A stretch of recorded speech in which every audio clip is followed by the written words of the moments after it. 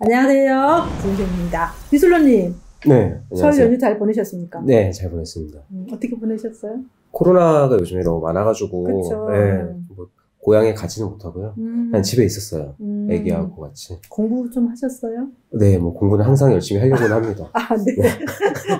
오늘 우리 이야기할 내용이 뭐죠? 네, 오늘 뭐 그러한 데이터 같은 거 어디서 보는지 다양한 프로그램들에 대해서 좀 얘기를 하기로 했습니다. 그쵸. 네. 그래서 불인이들 투자 도구에 관련돼서 오늘 우리 미술로님하고 얘기를 해볼 건데요. 뭐부터 얘기를 좀 해볼까요? 그러한 다양한 데이터들이 있는데, 네네. 대표적으로 KB 시계열 같은 것들도 있고요. 네. 뭐 부동산 지인에서 제공하고 있는 시장 강도 같은 것도 있고, 또 어떤 분들은 한국은행 같은 데서 이제 M1, M2 뭐 이런 자료도 보고 그런다고 하시더라고요. 그래가지고 사실 저희들 입장에서는 이런 자료들이 너무 많아가지고, 많죠. 네, 약간 정보의 홍수처럼. 그래서 뭐를 더 중점적으로 봐야 될지 일단 그런 것 좀 알려주셨으면 좀 좋겠어요. 그럼 방금 우리 미술로님 네. 얘기하셨는 KB 시계열 네. 보십니까?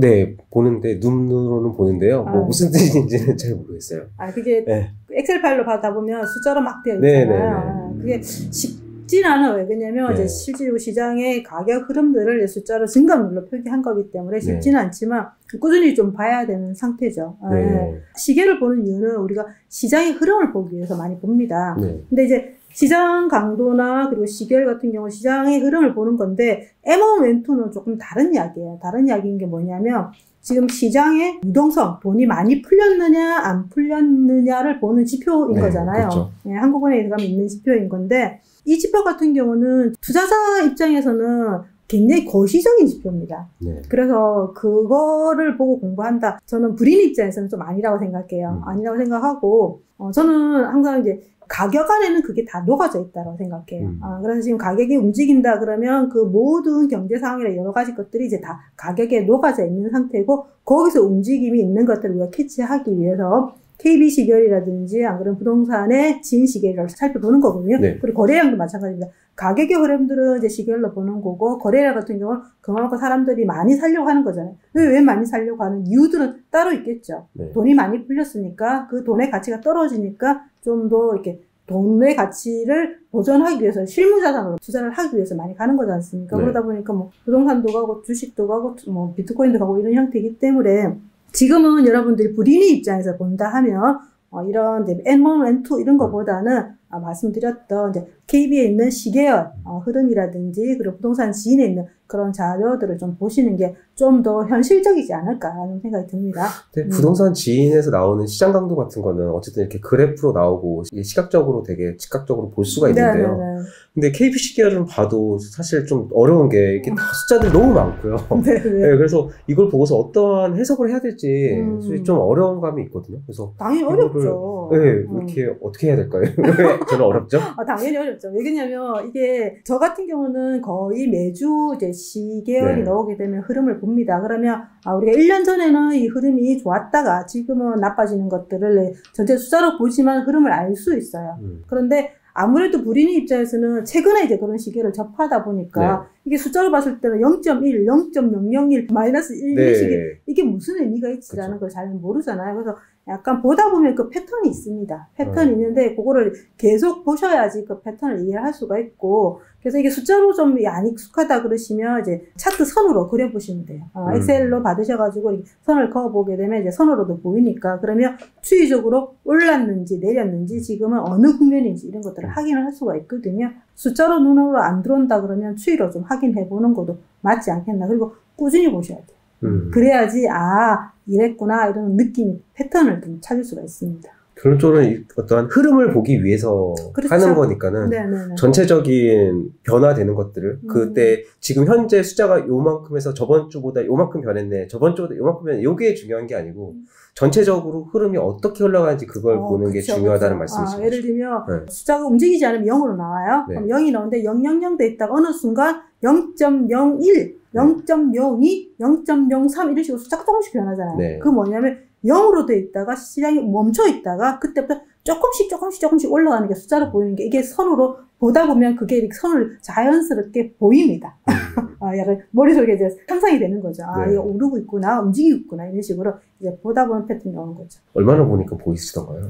얼마나 봐야 될까요? 열심히 보신 분이니까. 정말. 6개월. 6개월이요? 6개월 내주 보신다 하면. 오래 걸리네요. 부동산이 쉽지 않지 않습니까? 그쵸. 네네네. 그러면은, 아까 전에 말씀드렸었던 그런 KB 시계열도 있으실 거고, 뭐, 시장 강도 같은 것도 있고, 다른 여러 가지 지표들이 있는데, 그 중에서 뭐 어떠한 지표를 선생님 좀 중요하게 생각하시고, 이렇게 자주 체크를 하시는지 좀 궁금합니다. 좋은 질문인 것 같아요. 왜냐면, 부동산 지인에도 지표가, 그러니까 데이터가 거의 한 4, 50개 정도 있죠. 그러다 보니까 그 많은 데이터를 우리가 가보고 투자한다는 게 쉽지는 않죠. 그죠? 근데 주요 지표라고 있습니다. 왜냐면 시장을 판단할 때 이게 상승 국면인지 하락 국면인지를 판단하고 시장 흐름을 보는 것이 좀 중요하다 생각하는 지표 딱 4가지가 있습니다. 제가 이 4가지에 관련돼서 부린이가 꼭 알아야 되는 차트 4가지에 가서 영상 한번 찍은 적도 있거든요. 나중에 한번 들어가서 보시고요. 첫 번째는 아까 지인 시계열입니다. 흐름을 먼저 파악을 해야 되니까. 그리고 두 번째는 거래량입니다. 그리고 세 번째는 미분양입니다. 네 번째는 수요 입주인데요. 그럼 하나씩 말씀드려 볼게요. 시계열 같은 경우는 가격의 흐름을 보는 거예요. 가격이 멈춰 있다가 가격이 떨어지는지, 가격이 오르는지 이런 것들 흐름들을 보는 거고요.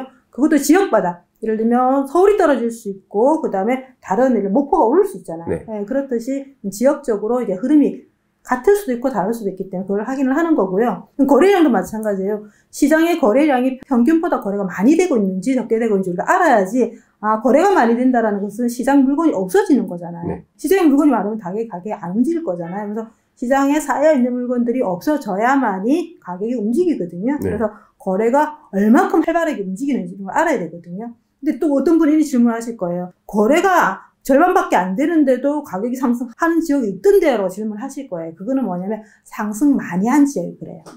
상승 초입 시장 같은 경우는 기본적으로 거래량이 많습니다. 평균 거래량보다 보통은 1.5배에서 2배를 계속 한 4억 달을 계속 이어져서 거래를 해줘야 되거든요. 그래서 우리가 거래가 계속 많다라는 것은 원래는 거래가 없고 가격이 하락했던 지역인데 최근 들어서 막 거래가 많아졌어. 그러면 그 지역들은 좀 관심 있게 보셔야 돼요. 그래서 거래량을 반드시 보셔야 되고요. 세 번째는 미분양입니다. 지금 뭐 미분양 관련돼서 많은 영상들, 많은 데이터들이 나오고 있는데 지금 미분양이 조금씩 나온다라고 얘기는 하지만 우리가 부동산 지인에서 미분양 지표를 제공하고 있거든요. 그러면 우리가 10년 전의 미분양의 추이랑 지금의 미분양 추이를 보시면 늘긴 하지만 미분양은 그래 많지는 않아요. 근데 이게 좀 계속 누적적으로 많아지면 시장에 영향을 미치거든요. 그래서 이게 계속 누적적으로 늘고 있는지 줄고 있는지를 봐야 되는 게 미분양이에요. 그래서 미분양이 계속 쌓여있는 이런 지역들, 지난 시간에 했던 거제 같은 경우 미분양이 많았었잖아요. 그래서 아직 미분양 소화 못한 물량도 좀 있다 보니까 시장이 더디게 간다 말씀드렸잖아요. 그래서 그 미분양 지표가 시장이 얼마만큼 속도감을 있게 갈 건지, 안 그러면 이 미분양이 계속 적체가 되면서 속도감을 떨어뜨릴 건지를 보는 지표가 미분양이거든요. 그래서 미분양을 반드시 확인을 하셔야 되고요. 마지막 지표가 이제 수요 입주입니다. 우리가 아까 M1, M2 얘기하셨는데 그 시절에는 돈이 많이 풀렸기 때문에 실제로 물량이 많아도 이기는 지역들이 많았었어요. 부산도 그랬고, 그 다음에 세종도 그랬고, 그 다음에 뭐 인천도 그랬고, 이런 식으로 그런 지역들이 많이 있었는데 지금은 아무래도 이제 돈도 줄이고 금리도 올라가는 상태이기 때문에 이제 민감해요. 그래서 본질적으로 돌아와서 필요한 수요량에 비해서 물량이 얼만큼 많으냐 적으냐에 따라서 시장이 지금 영향을 미치고 있거든요. 그게 대표적인 시장이 어디입니까? 물량이 많아서요? 물량이 많아서 가격이 조정받고 대구요. 있죠.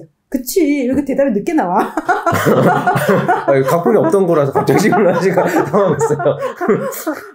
그렇듯이 물량이 많으면 조정받는 지역들이 나와요. 그래서 지금 앞으로는 향후에 22년, 23년, 24년 물량이 많은지, 근데 많다라는 거는 우리가 필요한 수요량을 빨간색 선을 그어주잖아요. 그 선에서 조금 많은 건 상관없어요. 그런데 필요 수요량보다 2배가 이어서 22년도 많고 23년도 많고 이러면 시장에 영향을 받아요. 한 해 정도가 예를 들면 한 150% 정도 있다. 그러면 크게 영향을 많이 안 미치는데 200% 넘는 게 22년, 23년 이렇게 계속 연달아 누적돼서 있다 그러면 시장에 영향을 미치거든요. 그래서 우리 입장에서는 4개 지표를 반드시 확인을 하셔야 됩니다. 그래서 요 4개 지표만 여러분들이 열심히 공부하셔도 시장을 판단하는 데는 큰 무리가 없습니다. 그래서 너무 많은 지표로 공부하시는데 에너지를 쏟지 마시고요. 요 4가지에 좀 집중하시면 좋지 않겠나 좀 생각 듭니다. 근데 하나 질문이 있는데요. 네. 이게 말이 조금 어려운 것 같은데 지인 시계열이라는 거는 정확하게 어떤 걸 뜻하는 거죠? 지인 시계열은 어떠한 거래량? 뭐 가격 상승분 이런 것들이 다 통합되어 있는 것들을 나타내는 데이터인가요? 아, 좋은 질문인데요. 근데 이 지인 시계열은 지인에서 프리미엄 서비스에서만 제공하고 있기 때문에 그러니까 일반인들 잘 가입하라는 은근슬쩍 홍보셨군요. 아, 그게 아니고 KB 시계열 보세요. 아, 네. KB 시계열 보시면 됩니다. 근데 질문하신 김에 대답을 드릴게요. 그래서 부동산 지인 시계열 같은 경우 프리미엄에서 제공하는 서비스인데 그 안에 보면 시계열 종류가 여러 가지가 있어요. 그래서 가격 시계열이 있고요. 그 다음에 거래량 시계열이 있고요. 그리고 매물 추이 시계열이 있고, 그리고 매물 생조 시계열이 있고, 이렇게 여러 개를 나눠서 시장의 흐름들을 좀 볼 수 있게끔 만들어져 있습니다. 여러 가지 데이터들이었군요. 야, 이건 조금 공부가 되면 보시면 좋을 것 같아요. 지금은 이제 KB로 매주 다운로드 받으셔서 보시면 좋을 것 같아요. 알겠습니다. 그러면은 부동산 관련해가지고 여러 가지 요즘에는 뭐 빅데이터 회사들이 굉장히 많이 있잖아요. 그쵸. 뭐 물론 부동산 지인도 있고, 그리고 그 외에 뭐 많이 알려져 있는 아실이라든지 호갱노노 같은 것들도 있는데, 물론 선생님은 부동산 지인을 가장 사랑하시고 가장 많이 쓰시겠지만, 네. 혹시 뭐 다른 업체 프로그램도 사용을 하시나요? 혹시? 당연히 하죠. 그러세요? 네. 지금 부동산 지인 지도에 학원 그 개수가 들어온 지 얼마 안 됐거든요. 그전에는 그게 호갱노노에 있었어요. 우리가 보통 그 지역의 학원이 위치적으로 어디인지를 보느냐에 따라서 그 주변의 아파트의 가격이 상승하는 게 있습니다. 우리가 통계적으로. 그러면 어느 지역에 학원가가 몰려 있는지를 보는 거가 부동산 지인은 없었어요. 그때는 저도 호갱노노 들어가서 봤었어요. 그래서 지역 분석할 때 호갱노노에 학원가가 많이 있는 곳을 좀 살펴봤는데, 지금은 이제 부동산 지인에서 제공하고 있죠. 그런데 아실 같은 경우도 굉장히 좋은 앱입니다. 좋은 앱이고, 저는 아실에서는 뭐를 쓰냐면 학업 성취도라는 데이터를 봅니다. 왜냐면 학업 성취도라는 이 데이터 같은 경우는 매년 업데이트 되는 건 아니에요. 왜냐면 과거 데이터입니다. 그런데 과거 데이터이지만 그래도 어느 고등학교 아이들이 학업에 대한 성취도가 좋아서 좋은 대학을 많이 가는지를 알 수 있는 그런 또 지표이기도 하거든요. 그래서 저희 같은 경우는 계속 업데이트 되는 데이터만 제공을 하다 보니까 이제 학업 성취도 데이터는 제공하고 있지는 않는데, 지역 분석할 때는 저는 좀 필요하다 그러면 이제 아실에 들어가서 학업 성취도 내용도 좀 살펴보고요. 또 이제 제가 또 보는 데이터는 부동산 지인에서 많이 보는 지표가 수요 입주거든요.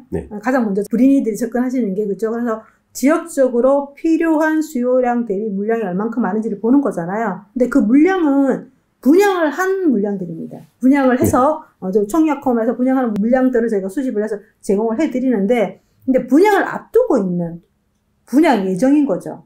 그 물량들을 알고 싶으면 저는 솔직히 말해서 이제 닥터 아파트 들어갑니다. 그 닥터 아파트 들어가시면 분양이라는 카테고리가 있어요. 거기에 보면 이제 분양 계획을 알 수가 있거든요. 그래서 그 분양 계획의 지역을 선택을 하게 되면 이제 리스트업이 됩니다. 그래서 올해 이런 아파트들이 분양을 앞두고 있구나라고 체크를 하기도 하거든요. 그거는 좀 참조하시면 좋을 것 같고요. 예를 들면 닥터 아파트 보는 게 좀 힘들다 그러면 그건 이제 텍스트 형태로 되어 있으니까 지도로 보겠다 그러면 호갱노노 들어가셔도 돼요. 호갱노노 같은 경우도 이제 분양 예정에 관련돼서 지역을 누르게 되면 지도에 이렇게 표기를 해주거든요. 그래서 그런 형태로 활용하면 좀 좋지 않겠나 좀 생각 듭니다. 그래서 뭐 제가 부동산 지인을 뭐 기획하고 만들었지만 저도 필요한 건 저도 투자자이기 때문에 곳곳에 찾아 들어가서 봅니다. 아파트 투자 아니고들 있잖아요. 예를 들면 저는 경매 투자를 하기 때문에 보는 또 앱도 있어요. 어떤 게 있냐면 밸류맵이라고 앱이 있습니다. 그 같은 경우는 이제 토지라든지 주택이라든지 상가라든지 실거래가를 지도에다 표기를 해주거든요.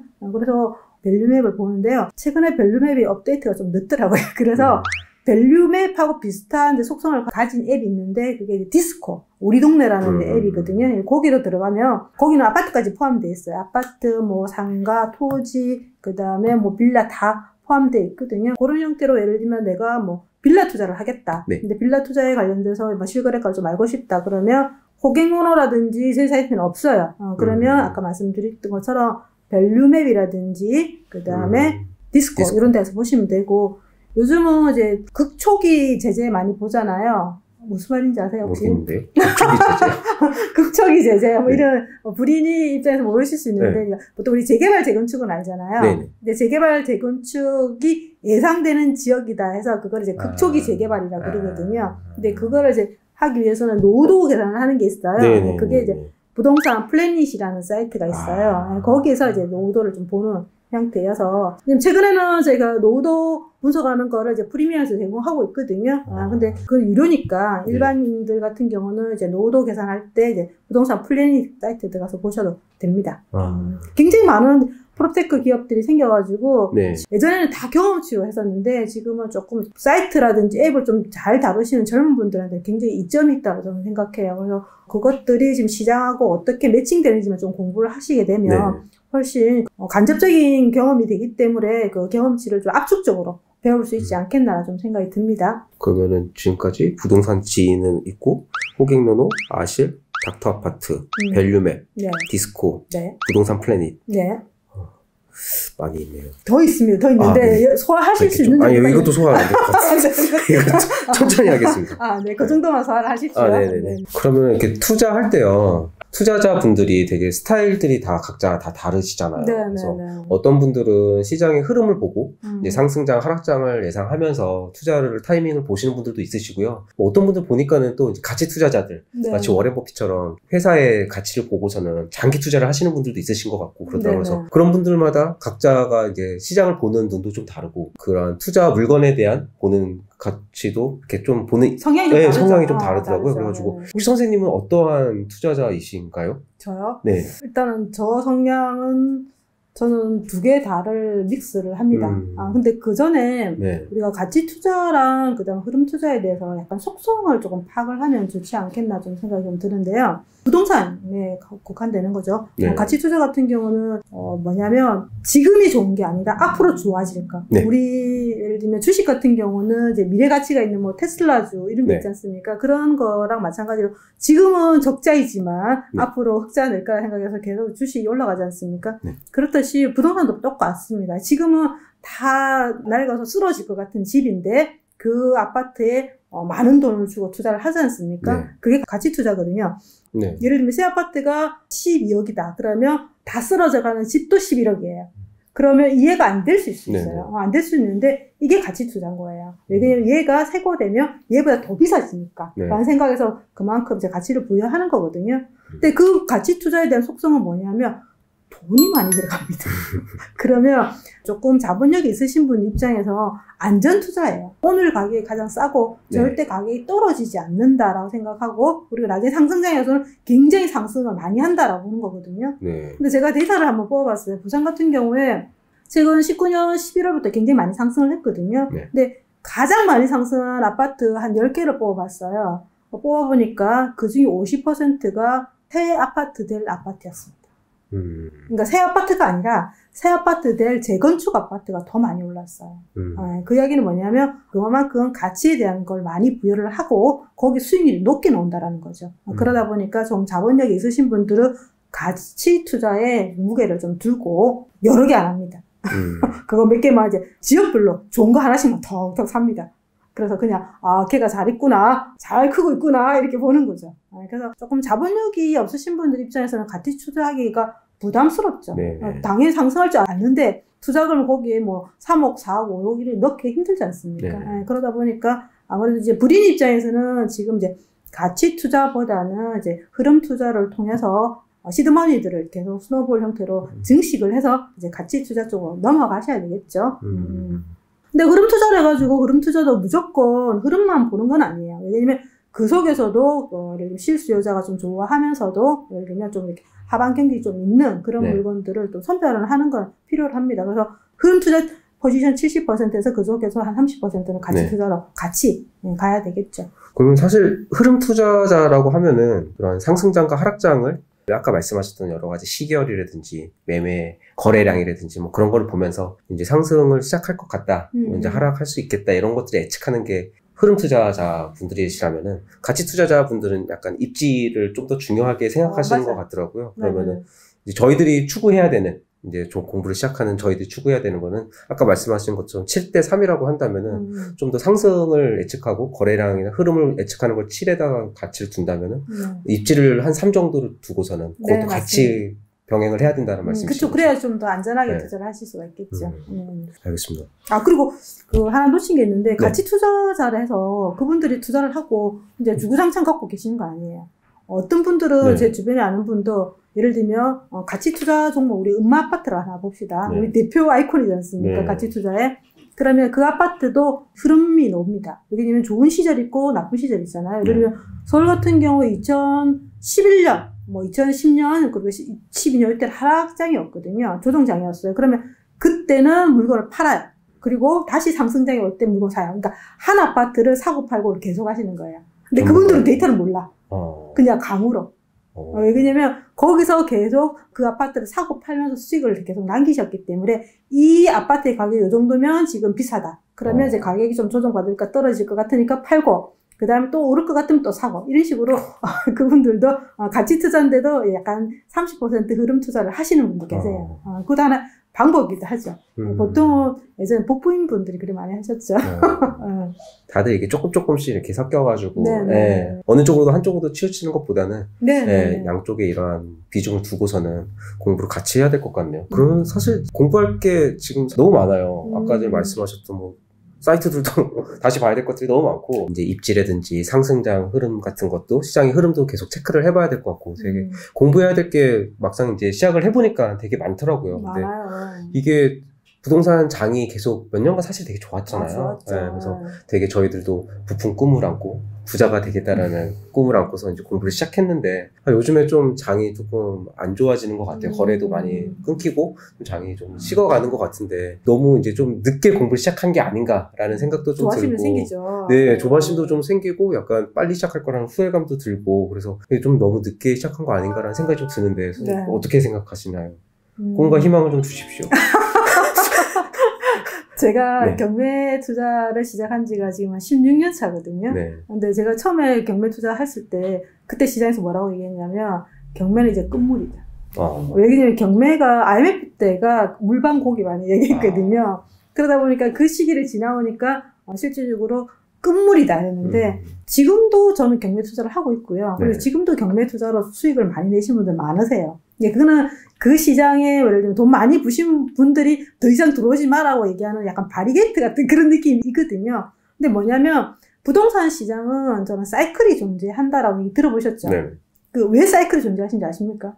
수요와 공급 타이밍이 맞지 않기 때문에. 그렇죠. 정확하게 아시네요. 그렇다 보니까 우리가 사이클이라면 봄, 여름, 가을, 겨울입니다. 이게 뭐냐면 봄은 상승 초입인 거죠. 그리고 상승 초입에서 거래가 많이 터지고 그리고 가격이 많이 상승을 하니까 여름으로 뜨거운 여름으로 가죠. 여름이 가면 많이 상승을 하게 되면 시장은 쉬어가야 됩니다. 너무 많이 상승을 했기 때문에 지금 시장이 약간 그런 느낌이에요. 그래서 지금 여름이 지나면 가을로 넘어가지 않습니까? 그럼 가을은 이제 보합이라서 머물러 있는 상태죠. 움직이지 않는 형태의 시장이고 지금 시장이 좀 그런 시장인 것 같고 그래서 이 가을에서 다음은 뭘로 넘어가면 겨울로 넘어가지 않습니까? 겨울은 어떤 시장입니까? 하락시장이죠. 그래서 하락시장이면 이 하락시장에 미분양이 증가를 하고 그리고 건설사 입장에서도 분양이 잘 안 되니까 미분양이 발생을 하겠죠. 그러고 나서 미분양이 많으니까 그 지역에 있는 구축들이 가격이 오를까요? 안 오르겠죠. 그러면 건설사들은 다시 물량을 공급을 안 하겠죠. 그래서 그 하락장이 깊어지고 그러다 보니까 다시 수급이 밸런스가 안 맞아서 다시 상승 초입으로 봄이 오고 이런 사이클이 존재하거든요. 내가 관심 있는 시장이 어느 사이클이 있는지를 판단하는 게 굉장히 중요해요. 그러면 지금 가을이구나. 그러면 겨울이 오겠구나. 그리고 겨울이구나. 봄이 오겠구나. 그러면 우리가 그 다음 올 사이클을 준비하면 됩니다. 그래서 지금 안 늦어요. 안 늦고요. 그래서 예를 들면 관심 있는 지역이 봄, 여름, 가을, 겨울 어느 사이클이 있는지 확인을 하시고 그 속에서 내가 다음 시장들을 준비하시면 돼요. 준비하셔야지 그 시장을 가져갈 수 있습니다. 지금은 시장이 굉장히 많이 똑똑해졌어요. 그러다 보니까 좀 더 빨리 움직이는 경향들이 있거든요. 준비되지 않는 사람들은 이러면 시장에 다 놓쳐버려요. 우리 막 시장 날아갈 때 3일장이란 말이 있었어요. 그러니까 시장이 거기가 막 상승한다 그러면 집 안 보고 3일 만에 물건들이 다 동이 났었어요. 그래서 3일장이라 얘기를 했는데 사람들은 부동산 하면 굉장히 무거운 재화라고 생각하는데 이 아파트는 그렇지는 않습니다. 굉장히 생각보다 가벼운 그런 재화이기도 하기 때문에 그래서 공부가 됐으면 그 속에서 신호고 우리가 보내면 바로 캐치해서 어떤 형태의 물건을 담을 수가 있다는 거죠. 그런데 공부가 안 됐으면 그걸 담을 수가 없어요.